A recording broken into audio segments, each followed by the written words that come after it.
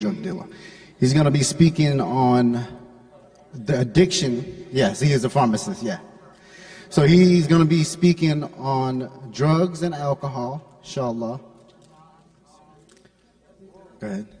I get this? Yeah. How old do you want?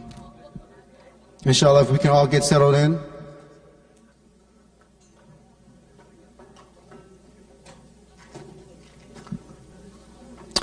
All right. Without further ado, if you would all lend your ears and your hearts to Dr. Mohammad. Yeah, let him just wait. You want to wait a few seconds? 60 seconds? Okay. All right.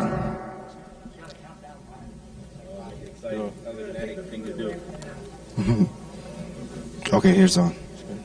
Give it a second. There you go.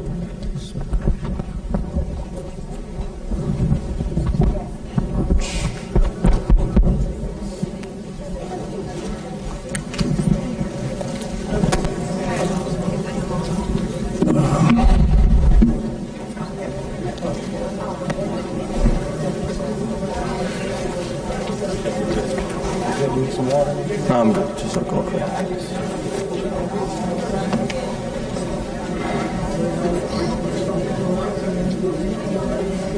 Huh? It's good.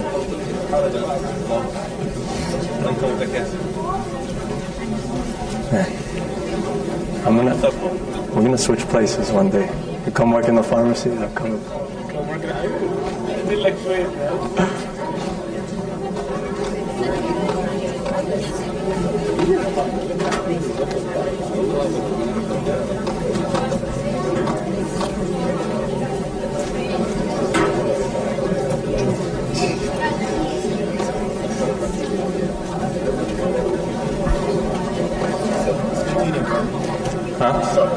Start. Bismillah, alhamdulillah, wassalatu wassalamu ala rasulillah. Closer. Wa ala alihi wa ashabihi ajma'in. Good. Speak louder. Everybody hears. Good. Everyone hears me? Yes. Everyone's awake. They got their shot of caffeine. Bismillah. So they took two of the best speakers in America and then they put me right after them. So may Allah forgive the organizers of this of this talk. Right? No. I'm not last. They just put me in the middle. All right. So as the brother mentioned, they thought it would be best that your legal drug dealer gave you the talk about drugs, right, and addiction to drugs. So why? So mashallah, our two speakers beforehand, our two mashayikh, they spoke about what an addiction is. But why do people get addicted to what they get addicted to? Can anyone shed some light? Genetics? No. What is it? It's popular? Okay, yeah, that's a...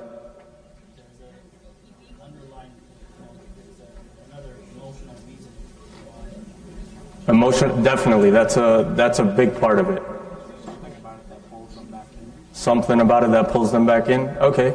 Yeah, so those are all very good answers and all touching basically around what the actual answer is.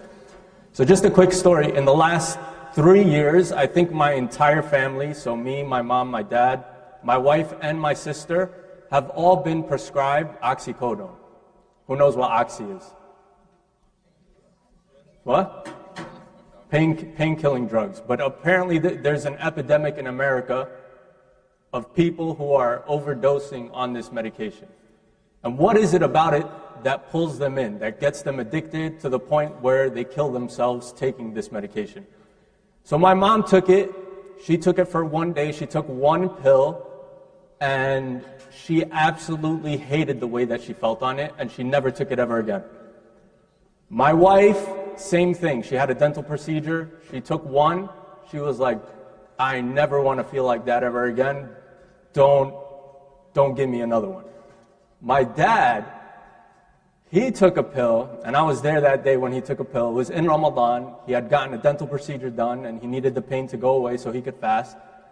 He takes the pill, he goes upstairs, he tries to put his head to sleep, and I'm sitting downstairs in the living room just hanging out, when all of a sudden, he almost falls down the stairs, opens the door, and runs outside. I'm like, what's wrong with this guy? And I follow him, and I'm like, what's wrong? And he's like, I can't breathe, I can't breathe. I had to run out of the house. He never took the medicine ever again. My sister had knee surgery. She took the pill. She had to take the pill for maybe 2-3 weeks while she was recovering from the pain. And she could only take it for a couple of days because same thing, she absolutely hated the way that it made her feel. And same thing, I had knee surgery about 2 years ago. I took it for maybe 2 weeks, and then I was just like, forget this, I'm just going to suffer through the pain because this is disgusting. So why did all of us have this reaction to this medicine, to this drug, and meanwhile other people are taking this and they're dying from their addictions to it? So original studies done in the 30s and 40s with rats, they took rats basically and they wanted to answer why are these rats why do people get addicted? So they study rats, right? And then they try to answer that question with humans. They took the rats, they put them in a cage, they gave them 1 bottle of water and 1 bottle of water with heroin, cocaine, right? And so that's what oxy is. Oxy is a derivative of morphine, and heroin is morphine, basically. So they put the rats in the cage and they saw which water, basically, the rat would drink. So the rat, they found, after leaving it in the cage for a couple of weeks, would end up drinking the water laced with cocaine and would end up drinking it to the point of death. It would get addicted to it. So scientists then said that this was because, as our mashayikh have mentioned, the release of dopamine, right, in the brain. But then another scientist came in the late 70s, early 80s, and he said, hold up, it doesn't sound completely right. Like, what if we put the rats in a cage where we gave them other stuff to do? Then what would they do? So they basically built a rat park, right? They put the spin wheels, the tunnels, everything, the works, and they put a bunch of rats in that cage, so they weren't by themselves. Then they put 1 bottle of water, regular water on one side, 1 bottle of water on the other side, laced with cocaine. And they found that the rats never drank the water with the cocaine to the point of addiction. They might have tried it, but they never took it and died from it. So what was happening here? There was another study done in the 70s after the Vietnam War. It's called the Vietnam Study, where 25% of the soldiers that went to fight in Vietnam got addicted to heroin. And so when they came back, of course, a bunch of scientists were like, okay, and doctors were like, what are we going to do?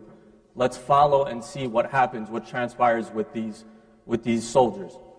They found that almost every single soldier, when they came back from Vietnam, got rid of that addiction almost immediately.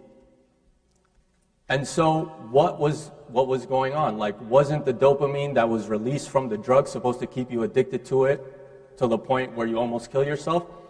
That has a part, but it's not the entire story. The entire story is more better understood by the fact that addictions have a large part to do with 2 things: your environment and your relationships. So the setting that you put yourself in and the relationships that you have with the people around you. And so I want you to keep that, inshallah, in the back of your mind in this talk and the next talk that I give with music. And that might be a question at the end of this. What are the 2 factors, the 2 main contributors to why people get addicted? Relationships and your environment. And so we can give many scientific talks, psychological talks about drug addictions and why people are addicted to drugs. But for me, like, you could Google that and you could go on YouTube and find so many videos on it. For me, like, when I was doing the research, I didn't really find anyone talking about why people become addicted to things from a religious or a spiritual perspective. Like there's some information out there, but it's not that kind of widespread. So I was like, let me see what I could find. So of course, I looked into the Quran, right? And so my question when I was doing the research was, what spiritual shortcomings can I identify, or does Allah subhanahu wa ta'ala speak about in the Quran that can possibly be linked to why people become addicted to drugs? And drugs, so many things are drugs, right? So it's not just, when we say drugs, we're not just talking about oxy, weed, heroin. Drugs can include, and you'll see in my next talk, music. Music is a beautiful gateway drug. Or sugar. People can be addicted to sugar, right? So it's not just the kind of hardcore drugs that we think about when we say drugs. And so when I looked into the Quran, one thing I realized, the difference between the Quran and drugs. The Quran and Allah by extension subhanahu wa ta'ala, the Quran teaches you to control yourself, whereas drugs want to control you. So drugs, which is a weapon of the shaitan, want to control you. And you'll see it in the Quran. The Quran will consistently tell you, do they not think? Do they not reflect? Do they not remember? Right? Always trying to turn on your brain to get you to think. Whereas drugs, on the other hand, want your brain completely turned off. Because if your brain is completely turned off and your emotions are up, then you can become addicted, basically. So getting to the Quran, inshallah, there were three main things that I looked at, and I looked at the opening couple of verses of Surah Al-A'raf, right? And in that beginning, I think there's a beautiful sort of transition, stories that are told that beautifully explain spiritual shortcomings that you could definitely find in an addict, and that would possibly lead someone to addiction. And so Allah subhanahu wa ta'ala immediately, right off the bat in the second ayah, He says, كِتَابٌ أُنزِلَ إِلَيْكَ فَلَا يَكُنْ فِي صَدْرِكَ حَرَجٌ مِّنْهُ لِتُنذِرَ بِهِ وَذِكْرَى لِلْمُؤْمِنِينَ. And so Allah subhanahu wa ta'ala is talking to the Prophet, and He says, this book was sent down to you to warn and as a reminder to the believers. ذِكْرَى لِلْمُؤْمِنِينَ. Remember that. Then the ayah immediately after, Allah subhanahu wa ta'ala, He says, اتَّبِعُوا مَا أُنزِلَ إِلَيْكُم مِّن رَبِّكُمْ وَلَا تَتَّبِعُوا مِن دُونِهِ أَوْلِيَاءَ قَلِيلًا مَا تَذَكَّرُونَ. He says, closely follow what was sent and don't follow anyone else. Little do they remember. So Allah subhanahu wa ta'ala in the first ayah He says, وَذِكْرَى لِلْمُؤْمِنِينَ, and in the next ayah He says, قَلِيلًا مَا تَذَكَّرُونَ. So what is basically being said?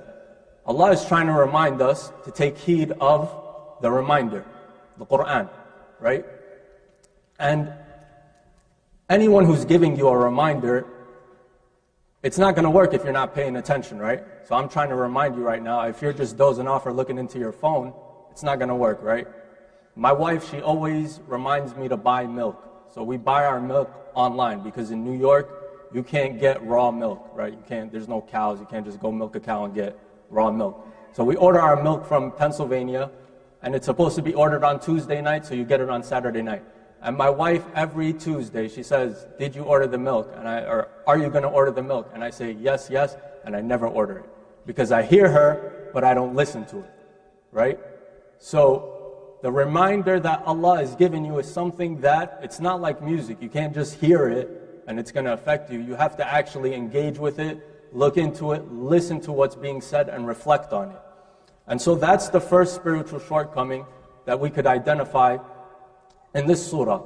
The spiritual shortcoming of ignoring the guidance of Allah, right? And it makes sense. Your mashayikh, like hafidhahumullah, they're not addicts, right? You don't see your shaykh getting high off weed or going and being addicted to the things that we're talking about today, right? Why? Because of the two things that I mentioned in the beginning, their relationships and their environment. Their relationship with Allah, first off, is something that they take to heart and something that they work on a daily basis. And then their environment, right? We were talking about this on the way here yesterday. with Brother Athar, right? The sheikh just has to do so many things, right? He has to go to weddings, he has to lead the 5 daily prayers, he has to give the Jum'ah khutbah. His environment is not an environment that's going to be conducive to him being addicted to any drug, basically, right? But that's the first one. So we're going to talk about 2 more, inshallah. So the first spiritual shortcoming that could lead someone to becoming addicted to drugs is, what was it? Huh? No. Huh? Not paying attention, ignoring the message from Allah, ignoring the guidance, right? Come on, guys. Don't ignore me, right? So then a couple of ayah later, Allah subhanahu wa ta'ala, He says, وَلَقَدْ مَكَّنَّاكُمْ فِي الْأَرْضِ وَجَعَلْنَا لَكُمْ فِيهَا مَعَايِشَ قَلِيلًا مَا تَشْكُرُونَ. And so Allah subhanahu wa ta'ala, He says, we established you and we gave you authority on earth, and yet little did you thank, right? Little gratefulness did you have. And this is the second spiritual shortcoming, being ungrateful. And how is that a shortcoming that can lead someone to becoming addicted to a substance? Ibn al-Qayyim, he laid out 5 pillars of gratitude. The first one, he said, having humility before Allah. Like, these are the things that if you don't have all 5 of these, then your gratitude toward Allah, your shukr, is deficient. So the first one is having humility before Allah. The second one is loving Him. The third one is acknowledging His blessings. The fourth one is praising Him for them. And then the fifth one, and this is the most important one for this topic, is staying away from using His blessings in ways that displease Him. Right? So it makes sense, right? If I use my eyes, how much, if I asked you, how much money can I give you for your eyes? What number would you say? 1 million? You'd sell your eyes for $1 million. You don't want to see again for the rest of your life for $1 million. How are you going to enjoy that $1 million? 10 grand? That's cheap, man. You get an eye transplant? Those don't exist yet. Right? So you wouldn't sell your eyes for anything. And if you're using the blessings of your eyes, which you wouldn't sell for anything, to watch pornography, that's you showing ingratitude to Allah. If you use your mouth to smoke or to take drugs, that's using the blessing of your mouth to show ingratitude to Allah subhanahu wa ta'ala. Right? And so that's what it means basically to have that shortcoming of ingratitude which could possibly lead you towards addiction. And so what's beautiful in the next part of the surah is that Allah tells us, right, قَلِيلًا مَا تَشْكُرُونَ, and then He gives us the perfect story of ingratitude, of someone who is ungrateful. And that's the story of Iblis, right? And so who knows the story of Iblis? What does Allah tell him to do? Allah subhanahu wa ta'ala tell him to do? Tells him to make sujood to Adam. And what does he reply? No. So he uses his intellect, right, to be ungrateful to Allah, to show Him that, no, I'm not going to do what you're telling me to do. And so then, what does he say? And this, subhanAllah, shows the mercy of Allah to a degree which you can't even understand, right? What does he do after he says no? What happened? What? He says, I'm better, yes, but then right after that, what does he do? Can you leave me alone until the day of judgment so I can show you that I'm better than this creation of yours? Right? And what does Allah do? Allah subhanahu wa ta'ala says, okay. Right? Imagine right now that your mother, she tells you, go clean up your room. And you say, nah, let the maid do that. Right? Call a maid. What would your mom's reaction be? She'd probably smack you upside your head, right? But then imagine that she said that you told her right after saying that, let me get $20. She'd be like, what? Are you crazy? But Allah subhanahu wa ta'ala, He left Iblis alone and He said, go ahead. Let's see what you're going to do. And Iblis, subhanAllah, Allah lays out exactly what He's going to do. And he himself, Iblis, lays it out for us to read. What does he say? He says, ثُمَّ لَآتِيَنَّهُمْ مِنْ بَيْنِ أَيْدِيهِمْ وَمِنْ خَلْفِهِمْ وَعَنْ أَيْمَانِهِمْ وَعَنْ شَمَائِلِهِمْ وَلَا تَجِدُ أَكْثَرَهُمْ شَاكِرِينَ. Right? I'm going to approach them from the front, from the back, from left, from right, from every direction, right? All around them. And you're going to see that they're going to be just like me, ungrateful. And so Allah is reminding us again with the same word, shukr, that don't be like that. Don't have that sense of ingratitude. And if you looked at an addict, and inshallah I'll dive more deeply into it in my next talk, that's a huge part of someone who has an addiction. They do really become and forget the type of blessings that Allah has blessed them with. And so the story continues with Adam and Hawa. We'll skip that. I'm going to mention it in the next talk. And then the story ends. It kind of gets tied up where Allah subhanahu wa ta'ala, He says, يَا بَنِي آدَمَ خُذُوا زِينَتَكُمْ عِنْدَ كُلِّ مَسْجِدٍ وَكُلُوا وَاشْرَبُوا وَلَا تُسْرِفُوا إِنَّهُ لَا يُحِبُّ الْمُسْرِفِينَ. Allah subhanahu wa ta'ala, He says, O children of Adam, wear your beautiful apparel at every time and place of prayer. Eat and drink, but waste not by excess, for Allah loves not those who commit excess. Right? And so the third spiritual shortcoming that could lead someone to possibly becoming addicted is the shortcoming of excess. Right? And we see that everywhere. Right? Everywhere today, whether it's with the phone, whether it's with food, whether it's with drugs, music, there's just an inherent nature of our time where we just want more. We can't get enough. We need that stimulation. And so, a psychoanalyst by the name of Harold Boris, he said that excess is basically a sign of frustration and a fear we can't face. So it's a frustration and a fear we can't face. And the best way to kind of define that or explain that was in a study that I was reading, where a Dr. Vincent Folletti in the 1980s, an insurance company came to him and they said, we have all of these overweight patients. We need you to do something about them. They need to lose weight. So this doctor, he grabbed all these patients and he put them on a very restricted diet, monitored them, and he found great success in the diet that he was giving them. Some patients that were 400, 500 pounds were losing up to 300, almost 400 pounds, right? And then one day, after all these patients started losing this weight, he noticed that they gained it right back. So he's like, what's going on? Like, why did these patients lose the weight and then gain it right back? And so he started interviewing them. And he interviewed one lady, and she was the one that cracked the code. He asked her basically, what happened? Like, what was it that made you go from losing all your weight, being happy, and then gaining it all right back? And so she said, a guy hit on me on the streets, right? Some guy tried to approach her. So he's like, that's interesting. Like, why would that be a bad thing? So she said, when I was fat, nobody ever approached me. Now that I lost the weight, someone approached me.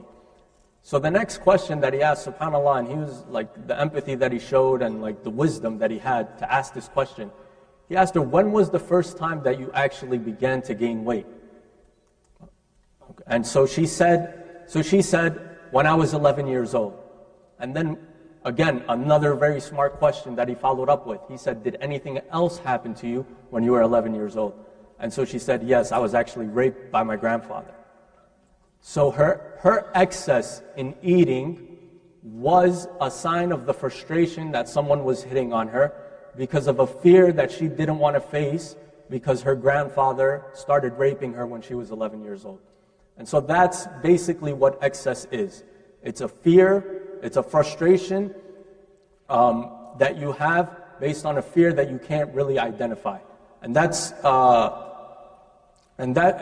what excess is, and that's the third spiritual shortcoming that could lead someone to become addicted to a substance. And so just like this doctor was kind of empathetic and had the patience and the wisdom to deal with these patients, right? He ended up finding that up to 60% of the people in his study who that had happened to, who had lost the weight and then gained it, 60% of them were actually sexually molested when they were kids, right? And so it wasn't the fact that the food was causing the dopamine to be released in their brain, it was their relationship and their environment that kind of led them to be addicted to food and have that as an addiction. And so, in general, as humans, like we have a tendency to look at people who are addicted to things and we don't want anything to do with them. We kind of just like, ew, stay away, like, do your thing, leave me alone, right? But we should change that. We really have to be asking, instead of what's wrong with them, we should be asking what happened to them. Because if we uncover what happened to them, we could get to the root cause and possibly prevent this addiction from taking place, right? Abdullah ibn Himar, he was a companion of the Prophet ﷺ who constantly kept getting brought to the Prophet ﷺ for drinking alcohol. And the Prophet ﷺ would flog him, right? Would give him the punishment. And so one time, one of the companions, he cursed him. And he said, like, how many times are you going to keep getting sent to the Prophet ﷺ? And he cursed him. And so the Prophet ﷺ, he said, don't curse him, for I know that he's someone who loves Allah and His Messenger ﷺ. Right? So look at that compassion and that empathy that the Prophet ﷺ had to be able to say that about him. And he in fact did have a relationship with Abdullah bin Himar. And Allahu A'lam what kind of conversations that the Prophet ﷺ had with him about this addiction. Right? And so as adults, for the adults that are here, we really need to create an environment where we're open with our kids, and we create sort of an environment that kids can face their frustrations openly, and so that way they won't have any fears when they grow up. And as for the kids or the adults in here who are suffering from addictions or addictions to drugs and some of the other things that we're going to talk about, remember that they are primarily about your environment and your relationships. So inshallah, like, may Allah grant us Ramadan, because Ramadan is only 40 days away, and there's no better time or environment or kind of, right, all around aura to start developing a relationship with Allah subhanahu wa ta'ala. And so to sum up and to work on the spiritual shortcomings that I mentioned, the first one that I mentioned again was ignoring the guidance. So inshallah, during Ramadan, all the shayateen are locked away. Make that a time to sort of build a relationship with the guidance of Allah, with the Quran. And I'll talk more about that in the next lecture, inshallah, a specific way of how we can do that. Work on the second thing that I mentioned, being ungrateful, right? It's the month of Ramadan. The month of Ramadan is meant to make you grateful, right? You're staying away from the halal, which should kind of seep into you staying away from the haram, right? You're staying away from the halal to show that you love Allah. It doesn't make sense that you're going to go to the haram after you've stayed away from the halal, right? And then the last one is indulging and being excessive. Again, Ramadan is a natural remedy for that. You can't be excessive with food, like don't overdo it after you can kind of break your fast, right? Most Muslims gain weight during Ramadan instead of losing it. But try to make that a focus during Ramadan. Like limit your excesses, limit your food intake, limit your screen time. Just limit it all. Anything that you might be addicted to, try to find a limit for it, inshallah, in this blessed month. So I ask Allah to grant us Ramadan, to help us cure ourselves from our addictions, and to grant us contentment in this life and the next. Subhanakallahumma wa bihamdik, nashhadu an la ilaha illa ant, nastaghfiruka wa natubu ilayk. 3 questions. First question, what was the second spiritual shortcoming that could lead someone into addiction that I mentioned? Pick. Someone pick. Go ahead.